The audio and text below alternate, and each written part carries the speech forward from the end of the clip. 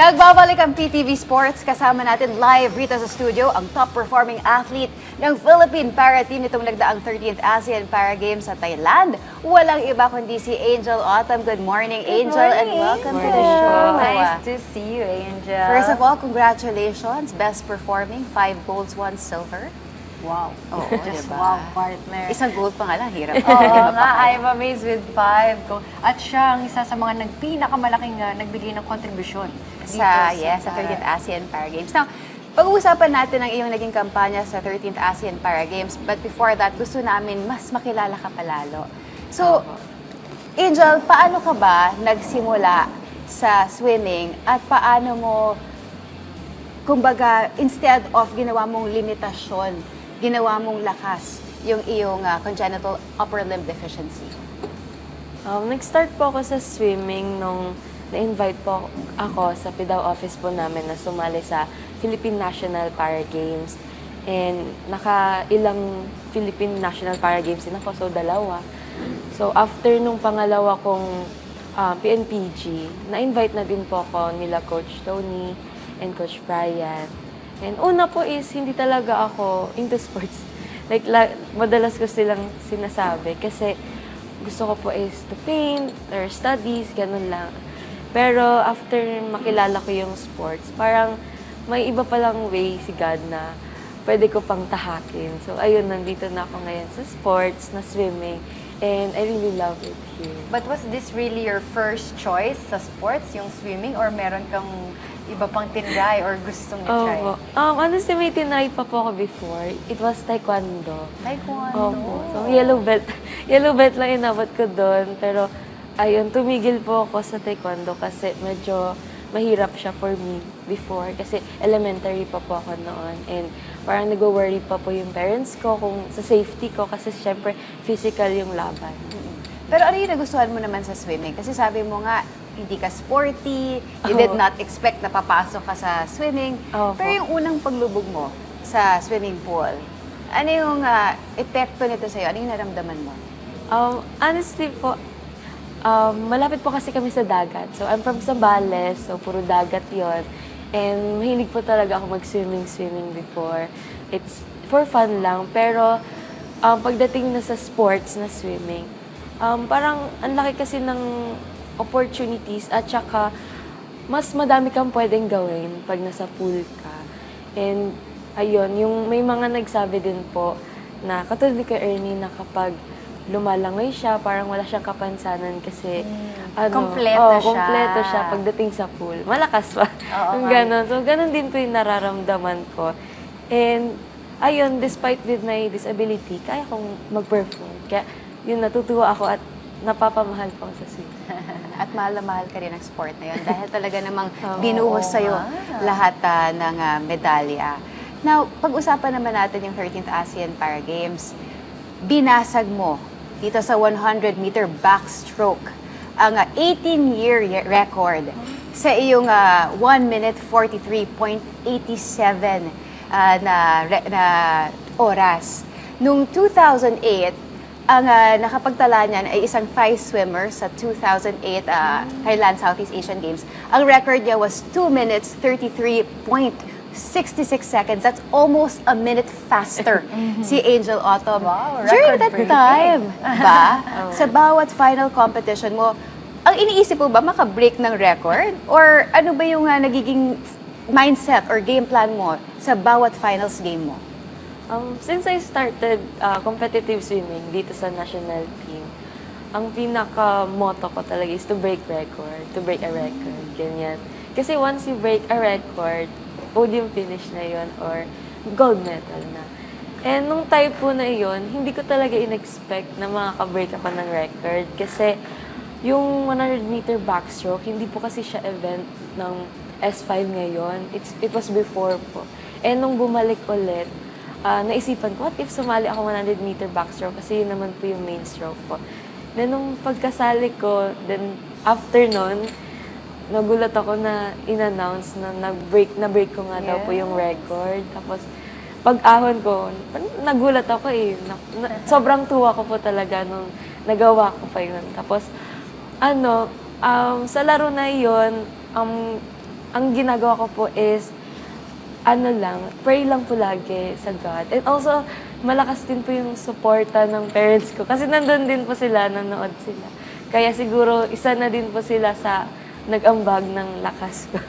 Nung time So, na yun. in short, Angel, dinededicate mo, naging inspirasyon mo yung parents mo sa Yes laban na po. yun.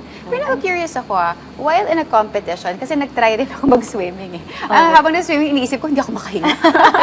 Naubusan ako ng hininga. Yung lungs ko, yung air ko nawawala. Practice yan eh. Kasi parang ako nung bata ako, nagpa-practice ako ng maglublob. Kung gaano katagal, bibilangin mo, di ba? Oo. Pero Ganun parang ba yun? sa isang Angel Autumn, ano yung iniisip mo during the competition? During the competition, okay. So, ayun, before competition, nasa call area pa kami. So, bawal ko mausap sa coach, parang sarili mo lang iisipin mo doon, and mag-aantay ka ng mga 15 minutes pataas, ganyan. So, nung time na yon, focus lang talagang iniisip ko kung paano ko siya lalangayin, kung ano yung minamanifest ko, kung gusto ko ba ng gold, gano'n. So, yun po. And then, pagdating na sa pool, so mag-i-start na, magda-dive na, humihinga ko muna ng malalim para ma-internalize ko lahat ng gagawin ko. Then after that, pag once na makapag-dive ka na sa pool, iba na kasi yung feeling nun. Kasi nandun ka na eh, ano kayang gagawin ko? Ano kayang gagawin mo? So ayun, nung time na yun, nawawala yung kaba ko pag nasa tubig na. Kaya nung paglangoy ko po, yun, dire-diretso na din po. And syempre, you won 5 gold. Ano naman sa tingin mo ang naging puhunan mo or advantage mo sa mga ibang kalaban mo? Yung advantage ko, syempre po sa training din namin, na kahit may mga challenges sa training, nagagawa pa din po namin with our coaches, Coach Tony, Coach Brian, Coach Leo, and Coach Majoni. No? And meron din po kami mga land trainings, mga weight trainings, kung saan nagbubuhat din po kami, nagwo-walking, jogging, ganyan. And sa swimming naman po is, may mga equipments naman sila na ginagamit. And more on scientific din po sila mag-training and coaches. Oo. Ngayon, very scientific nga yung approach eh. Even yung angle, di ba? Opo. Pinag-aaralan yan eh, yung pag Opo, kasi lalo na sa amin, may mga disabilities kami. So, iba't ibang techniques. Katulad po sa akin, more on legs, lip, core. Yung iba naman po, isa lang yung kamay nila. So, yun po, kailangan po talagang pag-aralan. Now, nung naipanalo mo yung iyong ikatlong gintong medalya, natanong ka sa interview, sabi mo na ayaw mo na maulit yung mga disappointments mo nung 2024 Paralympics. Ang tanong ko, ano nga ba yung mga disappointments na iyon? Ay, grabe. Paano mo binago yung approach mo ngayon?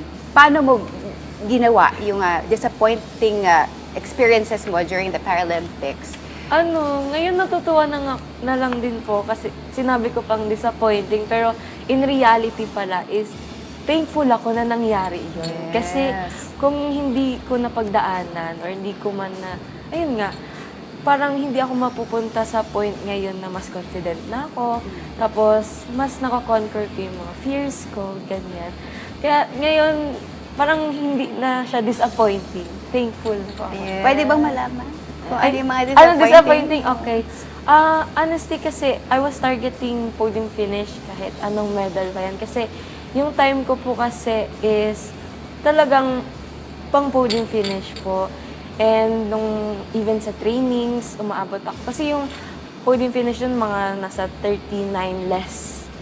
Sa trainings ko, 43, wala pa akong tech suit. Tapos wala pang proper na dive, wala pang proper na ano. Then, ayun, pagdating ko po doon, nagkasakit pa ako nung sobrang lagnat ko din. And then, ayun, parang feeling ko naapektuhan din po yung performance ko dahil din doon.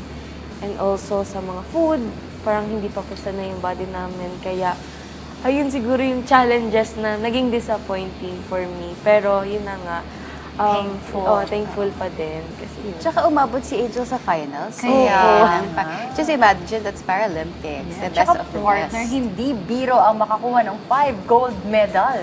Diba? At nakakatuwa yun. Siyempre, alam mo ba, nag-uumpisa pa lang yung 13th ASEAN Para Games, nag-root na kami sa inyo. Oo. Di ba, partner? Actually, madami ako officials na nakausap sa Paralympics. And talaga naman, ever since, nagsistart pa lang yung career mo, talagang binibida ka na nila sa Yes. Angel Otto. Oo, you have to, subaybayan si Angel Otto. At syempre, isa ka sa mga nagbigay karangalan dito sa ating bansa. How does it feel to represent our country? And syempre, nakapag-uwi ka ng 5 gold medal. I feel really honored po talaga dahil, ayun nga, nabigyan nila ang opportunity na mag-swim dahil, ayun nga po, di ba, parang challenging talaga sa mga PWDs ipakita yung sariling galing. No? So, I'm thankful din po, no, dahil po merong swimming, no? And, ayun, so, parang sa dinami-daming atleta, ako pa yung napili at saka ako din yung yung nag-perform din. Pero sa lahat naman pong mga atleta is thankful din naman ako kasi nakapag-perform din po kaming lahat, no? So, it's a really big opportunity for us to be there, no? Para lumaban para sa ating bansa. Now, meron ka bang mga pagkakataon na na-feel mo na ang hirap ng lumaban, ang hirap ng lumangoy, pero kinailangan mong magtiwala sa iyong sarili? Ikwento mo naman sa amin, may mga pagkakataon ba sa race mo na parang sabi mo na, parang hindi ko to kakayanin eh. Pero you still push through at sabi mo hindi, kailangan kong i-trust yung sarili ko. Opo, madaming times na po yan. Honestly, kasi pag lumalaban tayo, may kaba talaga sa damdamin natin. No? Pero lagi pong ina-advise sa akin ng coach ko, si Coach Brian, na i-manifest mo lang yung gusto mong mangyari. Huwag ka mag-isip ng negative thoughts, kahit alam mong hindi may iwasan. Pero try to think sa positive side. And with thinking positive, magli-lead talaga yun sa magandang performance, great performance. Kaya ang ginagawa ko is to internalize na yung sinabi ko kanina. Tama yan eh. Meron tayong tinatawag na visualization Yes. when it comes to our athlete. One, they visualize kung ano yung mangyayari sa Gusto nila. actual competition para ma-manifest nila yung end result. Bukod pa dyan, partner, yung power of tongue. Kung anong sinasabi natin, yun ang nangyayari sa life na gusto Ganyan ang natin. beauty ng universe. Yes. At syempre, binless ka ni Lord. Oh. Diba? Kanina ko pa naririnig yun sa kanya, partner, yung tiwala and faith niya kay Lord. Kung kahapon, nabanggit ni Sir Ernie Gawila na kinukumpleto siya ng swimming, ikaw naman, ano naman ang impact ng swimming sa'yo? Paano kanya binago? Sobrang laking pagbabago po, no? Dahil like noon, mahiyain pa ako. Tapos parang hindi talaga ako hindi ko iniisip yung sarili ko. Parang pinapabayaan ko siya. Tapos parang tumataba na ako, ganon. As in, obese din po talaga kasi ako noon. And then, dahil sa swimming, nalaman ko yung mga healthy way na para alagaan ko yung sarili ko. And parang ang laking tulong din kasi nakakatulong po ako sa parents ko. Kasi noon iniisip ko lagi kung paano kaya paglaki ko, no, kung hindi ako nagsiswimming or nag-i-sport, paano kaya kung magtatrabaho ba ako or kung saan man ako mapunta or sa ibang bansa na lang ba ako. Yun yung mga naiisip ko kasi gusto kong i-pay back yung parents ko sa mga sacrifices nila, sa mga lessons na tinuturo nila sa akin. Kasi parang for me noon, parang namaliit ko po talaga yung sarili ko na parang simpleng bagay katulad ng pagbubuhat ng mga gamit sa kanila. Pag umaalis kami, parang hindi ko magawa. Or sa paglilinis man lang, ayaw nila akong paggawa ng mga kung ano-ano na hindi ko kakayanin. Like sa kamay, paghuhugas ng pinggan, gano'n. So parang sabi ko, anong purpose ko nun kung hindi ko kayang gawin sa parents ko? Paano ko kaya magagawa yun din sa ibang tao? Pero ang dami mong insecurities dati. Paano mo nilabanan ito? Siguro dahil sa pagtanda. So parang maturity na din. Sa pagtanda ko, mas naiintindihan ko na yung kalagayan ko is hindi talaga siya hintans. More likely, parang unique lang din ako. Yes, totoo yan. Oo. Uniquely special. Uniquely special. So, ayun, sa mga PWDs din po, we are differently able kesa sa disabled. Kasi disabled, parang wala kang magawa talaga.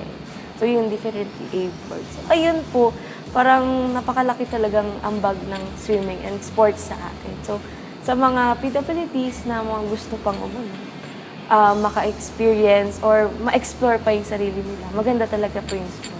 Now, sa bawat competition mo, talagang humahakot ka ng medalya. Now, you've set 2 records. Ano yung next step para sa isang Angel Autumn? Lalong-lalo na malapit na ang Asian Para Games at Yes, ang ating Paralympics. Yun, hindi ko din in-expect na mabilis na yung panahon. So, yan nga, this year, hopefully may events na ako. Kasi before sa Asian Games, wala po kasi akong events. Wala yung 50 backstroke and 50 fly. So, sana, hopefully this Asian Games is may events na din ako and makapag-perform din po ako doon.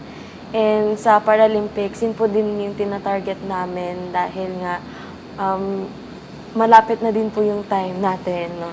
So, ayun, hopefully, mas maganda ang performance ko this Asian Games and sa Paralympics. Ilan qualifying events for the Paralympics? Sa ngayon, 2 na po kasi yung qualified ko sa Paralympics. So, hopefully, madagdagan pa or hopefully, sa 2 events na yun is may masungkit tayo. Yes, Oh. for sure. I-manifest natin. Manifest. Yes. Ako, finally, ano ba yung message mo sa mga taong may disability na gusto rin sumubok ng kanilang kapalaran sa parasports? Sa mga people with disability, no, ipakita nyo lang kung ano yung kaya nyo gawin. No? So kung ano man yung gusto nyo, kung gusto nyo mag-drawing, gusto nyo mag-makeup, gusto nyo mag-swimming, lahat ng sports, ipakita nyo lang dahil yung sports open yan para sa lahat. Walang disability dyan, walang hindi kayang gawin dahil yun, open sila sa lahat. And lagi kayong magtiwala sa sarili niyo dahil ako mismo nakakaranas ako ng mga insecurities, ng mga pagkatakot, at saka madami akong naranasan na challenges, pagkatalo, pagkapanalo, no? So, dapat pagkatiwalaan niyo yung sarili niyo and also panghawakan niyo yung salita ng Diyos dahil kahit anong tanong mo na mahirap man or alam mong parang walang sagot, ang Diyos lang din ang makakapagsagot dito, no? So, ayun, always be thankful din and be grateful sa kung anong meron kayo ngayon, no? So, kung kahit anong disability man yan and lalo na kahit sa paggising man lang sa umaga. Be thankful. Ayun. Totoo yan. Every day is a blessing. Yes. Every time na gumigising tayo is always a blessing. And I'm just so inspired kay Angel Autumn. Napaka-eloquent niya magsalita. And totoo yung Napaka-inspired. sinabi niya kanina, partner, nag-mature ka na rin talaga. Grabe. With Ang that, mature niya sinabi. maraming salamat, Angel Salamat Autumn. po. At talagang na-inspired at gumanda lalo ang aming umaga. Totoo yan. Kanina pa nga lang nung nakita ko siya, naka-big smile na agad. Oo Sobrang Parang nag-high positive. siya agad. Yes. Very, nakakahawa ang kanyang positivity. Correct. And keep spreading it para mas marami pang ma-inspire. Thank you po. Thank you Maraming so salamat po. much.